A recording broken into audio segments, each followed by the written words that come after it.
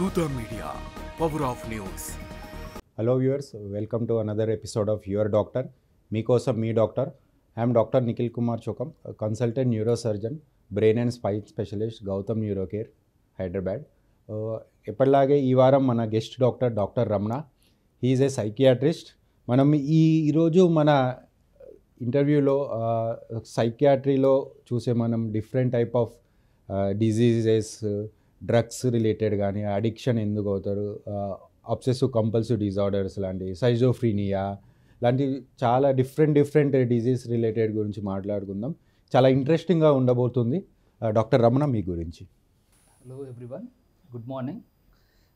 I'm Dr. Ramana, working as a DMHP psychiatrist at Kamareddy and also maintaining private hospital at Kamareddy named as GVR Hospital.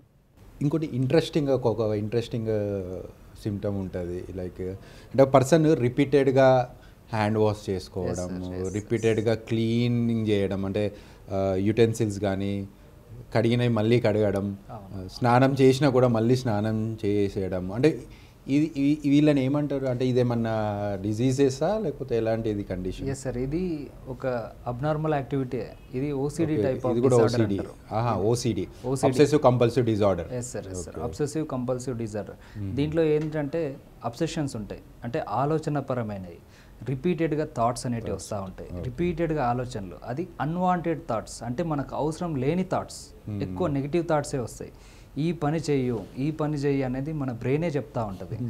అది యాక్షన్స్లోకి implement చేస్తాం, compulsions. అది చేస్తే కానీ మనకి correct piece అనేది దొరకదు. ఒకవేళ మనకు వచ్చిన ఆలోచనలు ఇంప్లిమెంట్ చేయకుంటే మన బ్రెయిన్ తట్టుకోలేదు. దానివల్ల ఫిజికల్ సిమ్టమ్స్ కూడా వస్తాయి, చేతులు వణకడం. అంటే ఒక యాక్టివిటీని రిపీటెడ్గా చేస్తూ ఉంటారు, దానికి ఏమైనా లిమిట్ ఉంటుంది? ఒక 2 times చేయంగానే, 5 times చేయంగానే అట్లా లేదు సరే. అంటే ఇది ఆలోచనపరమైన రోగమే ఓసిడి అంటే, థాట్ డిజార్డర్. ఓకే, దీంట్లో ఎలా ఉంటుందంటే చాలా మందికి ఇది కేటగరైజేషన్ చేయొచ్చు.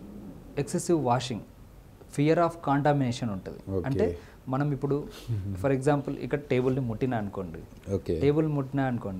ఇక్కడ ఏదో దుమ్ము ఉంది, నా చేయికి అంటుకుంది, నేను మన బ్రెయిన్లో థాట్ వచ్చింది, నీ చేయికి టేబుల్ మీద పెట్టినావు కాబట్టి డెఫినెట్గా నీకు ఏదో కాంటామినేషన్, ఏదో అంటుకుంది.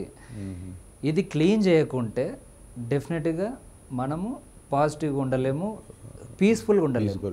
ఎప్పుడైతే మీరు క్లీన్ చేస్తారో అప్పుడే ఆ సిమ్టమ్స్ అనేటివి తగ్గుతాయి, ఆలోచన అనేది కంట్రోల్ ఉంటుంది. కానీ ఓసిడి అనేది ప్రాబ్లం, రిపీటెడ్ థాట్స్ అనేవి వస్తాయి.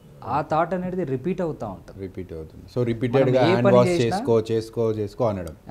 ఏ పని చేసినా అది రిపీటెడ్గా వస్తూ ఉంటుంది. Fear of contamination. For example ఇప్పుడు మనం బయటకు వెళ్ళినాం, చాలా మందికి ఒక లెవెల్ వరకు ఉంటుంది ఓసిడి, ఒక లెవెల్ వరకు. ఫర్ ఎగ్జాంపుల్ పబ్లిక్ ప్లేసెస్లో టాయిలెట్ యూజ్ చేస్తాము, కాన్షియస్గా యూజ్ చేస్తాము, మనం దానికి ఏమైనా ఫియర్ ఆఫ్ కాంటామినేషన్ లిమిటెడ్ లెవెల్లో ఉంటుంది. అదే ఈ ఓసిడి పర్సన్స్ కనుకోండి, ఆ కంపల్షన్స్ అనేటివి ఎక్కువ ఉంటాయి. ఓకే, ఆ అబ్సెషన్స్ అనేటివి ఎక్కువ ఉంటాయి. అంటే అన్వాంటెడ్ థాట్స్, అవసరం లేని ఆలోచనలు, అవసరం లేని విషయాల పట్ల ఎక్కువ డౌట్స్ కానీ రిపీటెడ్, అంటే ఫియర్ ఆఫ్ కాంటామినేషన్ ఒకటి. దానివల్ల ఏం జరుగుతుంది, ఒక పర్సన్కి ఎక్సెసివ్ వాషింగ్ అనేది ఉంటుంది.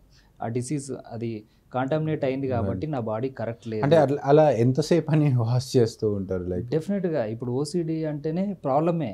ఎందుకంటే ఒకసారి థాట్ వచ్చినప్పుడు మనం దాన్ని యాక్షన్లోకి ఇంప్లిమెంట్ చేస్తే రిలీఫ్ ఉంటుంది, కానీ ఆ థాట్ అక్కడికి ఆగిపోదు, రిపీటెడ్గా వస్తూ ఉంటుంది. ఎంతసేపు బకెట్లో వాటర్ అయ్యేంతసేపు, మనకింట్లో వాళ్ళు బెదిరించినంతసేపు, మనకింట్లో వాళ్ళతో గొడవ అయ్యేంతసేపు, మన పర్సనల్ లేదంటే ప్రైవేట్ అంటే మన ఆక్యుపేషన్ డిస్టర్బ్ అయ్యేంత వరకు. అంటే ఇలాంటి వాళ్ళని మనం కామన్గా ఐడెంటిఫై చేయొచ్చు అంటే? డెఫినెట్గా వాళ్ళకి ఇన్సైట్ ఉండకపోవచ్చు దీంట్లో కూడా, కానీ ఒక వాళ్ళు అంత రిపీటెడ్గా చేస్తున్న విషయం కూడా వాళ్ళకు ఒక్కొక్కసారి అర్థం కాదు. ఓకే, నేను ఇక్కడ కాంటామినేట్ అయింది కాబట్టి నేను అడుగుతున్నా, దాంట్లో తప్పేముంది అనే భావన వాళ్ళకు ఉంటుంది. కానీ ఇది ఒక లెవెల్కి లిమిట్, అంటే ఒక లిమిట్కి ఎక్సెసివ్ అన్నట్టు. దానివల్ల ఏమవుతుంది, మన ఫ్యామిలీ మెంబర్స్నే మన ఫ్యామిలీ మెంబర్స్ వాళ్ళ ఫ్యామిలీ మెంబర్స్లో ఒకళ్ళు డెఫినెట్గా రికగ్నైజ్ చేయొచ్చు. ఎందుకంటే అబ్నార్మల్ యాక్టివిటీ, నార్మల్ కంటే అతి. సో డెఫినెట్గా ఫ్యామిలీ మెంబర్స్ దీంట్లో కూడా లైక్ ట్రీట్మెంట్, కౌన్సిలింగ్, మెడికేషన్స్, డెఫినెట్గా దీనికి సపరేట్ మెడికేషన్స్ ఉంటాయి. ఓసిడికి సంబంధించి మెడికేషన్స్ ఉంటాయి. ఇంకా సివియర్ ఓసిడి అయితే ఒకవేళ ట్రీట్మెంట్ అంటే కరెక్ట్ లేదు అనిపిస్తే, ట్రీట్మెంట్ మనకు ట్యాబ్లెట్స్కి రెస్పాన్స్ ఇవ్వట్లేదు అనిపిస్తే ఈసీటీ ఎలక్ట్రో కన్వల్సివ్ థెరపీ అని కూడా ఉంటుంది. ఇది ఓసిడిలో కూడా ఒక నావెల్ ట్రీట్మెంట్, ఇది గోల్డ్ స్టాండర్డ్ ట్రీట్మెంట్ అన్నట్టు. దానివల్ల అంటే ఎలక్ట్రో కన్వర్సివ్ థెరపీ దాంట్లో ఏం చేస్తామంటే మనము ఒక పేషెంట్కి సీజర్స్ని ఇండ్యూస్ చేస్తాం, ఆర్టిఫిషియల్ సీజర్స్ ఇండ్యూస్ చేస్తాం. అది మత్తులో అంటే మత్తు ఇచ్చి దాన్ని మనం సీజర్స్ని ఇండ్యూస్ చేస్తాం అన్నట్టు. అది ఎటువంటి హానికరమైన విషయం కాదు, మంచి నావెల్ ట్రీట్మెంట్ ఇది. చాలా మందికి మెంటల్ ఇల్నెస్కి ఈసీటీ అనేది ఒక నావెల్ ట్రీట్మెంట్. ఈసీటీ అనేది డిప్రెషన్లో కూడా సివియర్ డిప్రెషన్, సూసైడల్ థాట్స్ ఉన్న వాళ్ళలో, స్కిజోఫ్రెనియాలో, ట్రీట్మెంట్ రెసిస్టెంట్ డిప్రెషన్ అట్లా అంటే టాబ్లెట్స్ కొంత పరిధి వరకే వర్క్ చేస్తాయి కొంతమందికి.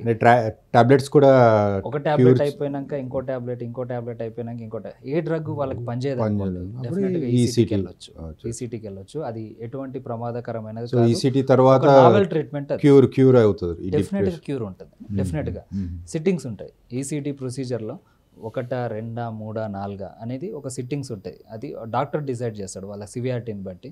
డెఫినెట్గా ఈసీటీ థెరపీ అనేది తీసుకుంటా ఉంటే రిపీటెడ్ సెషన్స్ ద్వారా ఏ ప్రమాదం అంటే ఎటువంటి రోగం నుంచి అయినా, ఇవి కొన్ని ఎగ్జాంపుల్, ఓసిడి కానీ, స్కైజోఫ్రీనియా కానీ, బైపోలార్ ఎఫెక్టివ్ డిజార్డర్ కానీ, ట్రీట్మెంట్ రెసిస్టెంట్ డిప్రెషన్ కానీ, ఈ సూసైడల్ తాలూకు ఆలోచనల పట్ల, ఇంకా ఓసిడిలో కూడా, ఇవన్నిట్లో డెఫినెట్గా ఈసీటీ థెరపీ అనేది చాలా యూస్ఫుల్ అవుతుంది.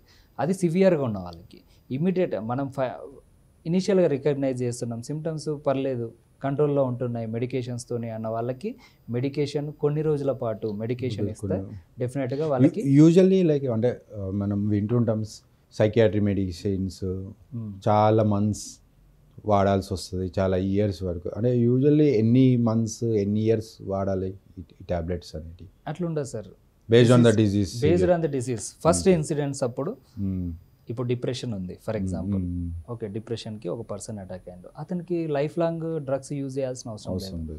ఇనీషియల్గా 2 to 4 వీక్స్లోనే మంచి రెస్పాన్స్ అనేది వచ్చేస్తుంది మంచి డ్రగ్స్ తోటి. దాని తర్వాత ఒక 2 months 1 month మళ్ళీ ఒక 2-3 months ఒక 4 months 3 months కోర్స్ లాగా మంచిగా యూజ్ చేస్తా, రిలాప్స్ అనేది లేకుండా ఉంటుంది కాబట్టి అట్లా.